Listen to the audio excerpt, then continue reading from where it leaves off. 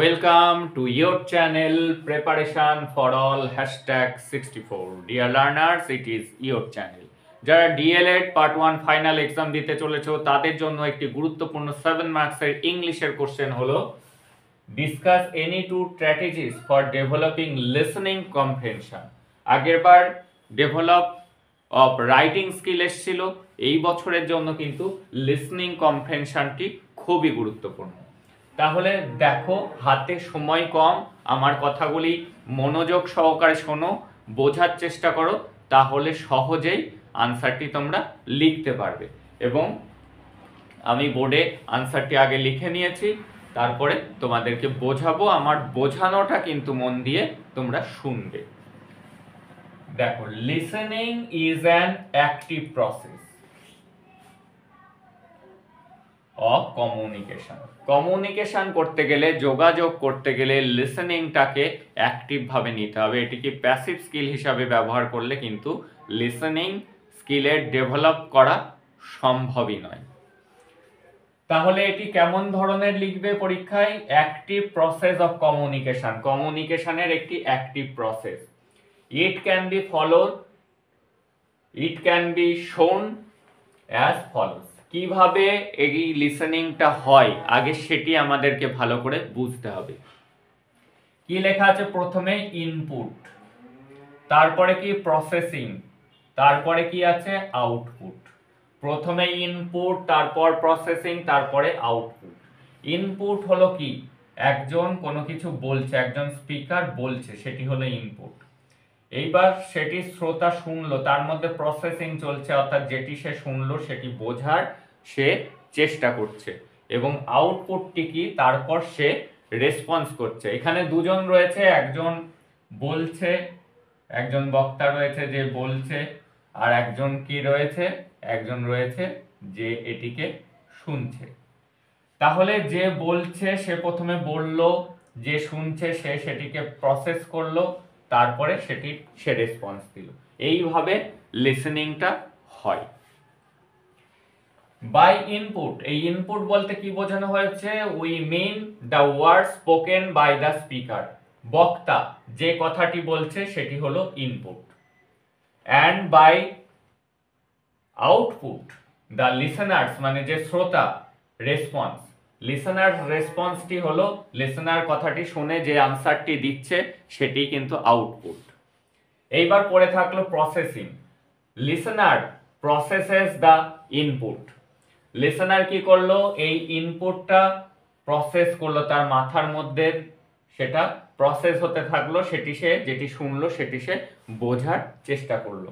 The input কি করছে? Listener processes the input. লিসেনারের মাথার মধ্যে সেই যেটি সে শুনেছে সেটি প্রসেস হচ্ছে, সেটি সে আন্ডারস্ট্যান্ডিং করার চেষ্টা করছে। এই কম্প্রিহেনশন কথার মানে আন্ডারস্ট্যান্ড করা। Before coming out his output, উত্তর দেওয়ার আগে সেটি কি হয়? তার মাথার মধ্যে প্রসেস হচ্ছে।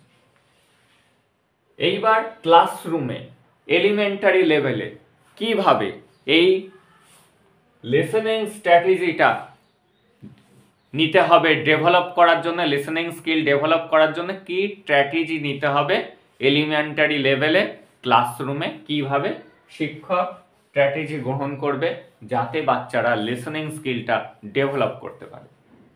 দেখো, a teacher can think of many other ways of teaching listening.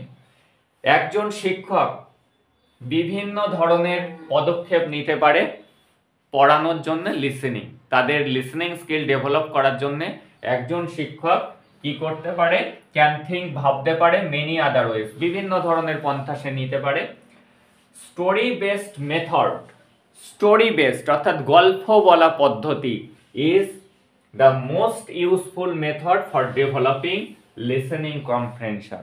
Listening comprehension ডেভেলপের জন্য সব থেকে ভালো মেথড হলো স্টোরি বেসড মেথড, অর্থাৎ গল্প বলা পদ্ধতি।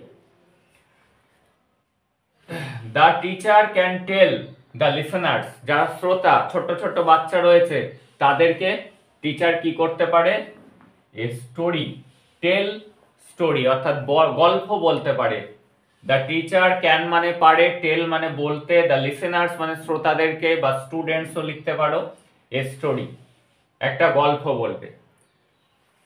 রিয়েল অর ইমাজিন সেটি সত্যিকারের কোনো গল্প হোক, বাস্তব ভিত্তি, বা সেটা কাল্পনিক কোনো গল্প বলতে পারে। গল্প বলতে বলতে কি করতে হবে? গুরুত্বপূর্ণ পজ, থেমে যাবে ফ্রিকোয়েন্টলি, ঘন ঘন গল্প বলতে বলতে টিচার থেমে থেমে যাবে। হোয়াইল ন্যারেটিং দ্য স্টোরি যখন সে গল্পটি বলবে, গল্প বলতে বলতে বারবার সে থামবে। অ্যান্ড আস্ক দেম এবং তাদেরকে অর্থাৎ স্টুডেন্টদেরকে বলবে টু গেস, গেস করতে, what is going to happen next, এরপরে কি ঘটনা ঘটতে চলেছে সেটি তাদেরকে গেস করতে বলবে। তাতে বোঝা যাবে তারা কনসেন্ট্রেট আছে কিনা, ফোকাসড আছে কিনা, টিচারের কথা শুনছে কিনা, মন দিয়ে তারা শুনছে কিনা। এবং শোনার পর তারা এই যে আন্ডারস্ট্যান্ড অর্থাৎ কম্প্রেনশন, আন্ডারস্ট্যান্ড করতে পারছে কিনা, প্রসেস হচ্ছে কিনা। এবং তাদের এই যে মিসিং লিঙ্ক, যে এরপরে কি ঘটতে চলেছে, কেন টিচার এটি বলছে, কারণ তাদের মনোযোগ অ্যাটেনশন করার জন্য, তারা মন দিয়ে শুনছে কিনা সেটি দেখার জন্য, তাদের স্কিল ডেভেলপ করতে গেলে এটি করতে হবে। তাহলে এই লাইনটি কিন্তু খুব গুরুত্বপূর্ণ, এই প্যারাটি গুরুত্বপূর্ণ। Teacher can tell the listeners, শিক্ষক শ্রোতাদেরকে বলবে এ স্টোরি, একটা গল্প, রিয়েল অর ইমাজিনারি সেটি বাস্তব ভিত্তিক হতে পারে, কাল্পনিক হতে পারে। অ্যান্ড পজ, থেমে থেমে যাবে ফ্রিকোয়েন্টলি, বারবার গল্পের মাঝে মাঝে কিছুক্ষণ বলার পর আবার থেমে যাবে এবং বাচ্চাদেরকে জিজ্ঞেস করবে। অ্যান্ড আস্ক দেম, তাদেরকে জিজ্ঞেস করবে টু গেস, গেস করতে, অনুমান করতে, what is going to happen next, তাদের বলতে বলবে যে এরপরে কি হবে বলো তো, তোমাদের কি মনে হয়, এইভাবে তাদেরকে লিসেনিং স্কিলে ডেভেলপ করবে। The skill of active listening must be applied, এই ক্ষেত্রে কি অ্যাপ্লাই করতে হবে? অ্যাক্টিভ লিসেনিং, প্যাসিভ লিসেনিং না। জাস্ট প্যাসিভ লিসেনিং হলো হেয়ার, আমরা এমনি রাস্তা দিয়ে যাচ্ছি, বিভিন্ন ধরনের শব্দ শুনছি, এটা হলো হেয়ার করা, এটা প্যাসিভ লিসেনিং। অ্যাক্টিভ লিসেনিং হলো যেটি আমরা মনোযোগ সহকারে অ্যাটেনশন দিয়ে শুনছি, যেটা ভাবছি শুনে এবং তারপরে কোনো রেসপন্স করছি, সেটি কিন্তু অ্যাক্টিভ লিসেনিং। এই আমাদেরকে লিসেনিং স্কিলে ডেভেলপ করার জন্য অ্যাক্টিভ লিসেনিং স্কিল অ্যাপ্লাই করতে হবে। Be there and stay focused, এবং ফোকাস থাকতে হবে অন দ্য পারসন টকিং, কি বলছে বক্তা, যার কথাটা আমরা শুনছি সেটাতে ফোকাস থাকতে হবে, উইদাউট এনি ডিস্ট্রাকশন, তাকে কোনো রকম বাধা সৃষ্টি না করে তার কথাটি মনোযোগ দিয়ে শুনতে হবে, তাহলেই লিসেনিং স্কিল ডেভেলপ করা সম্ভব। এই ছিল আজকের ভিডিও।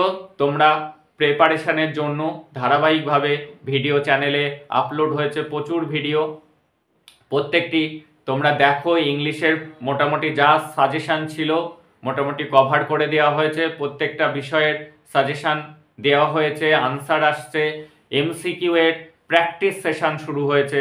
তোমরা ভিডিওগুলি দেখো, যারা এখনও চ্যানেলের সাথে যুক্ত হওনি যুক্ত হয়ে যাও, কারণ এরপরে এক্সটার্নাল এক্সাম হবে, সেখানে কিন্তু তোমাদের এক্সটার্নাল আসবে, মাইক্রো লেসন ডেমো নেওয়ার জন্য তারও ক্লাস কিন্তু আসবে। দ্যাটস অল টুডে, দেখা হচ্ছে পরের ভিডিওতে।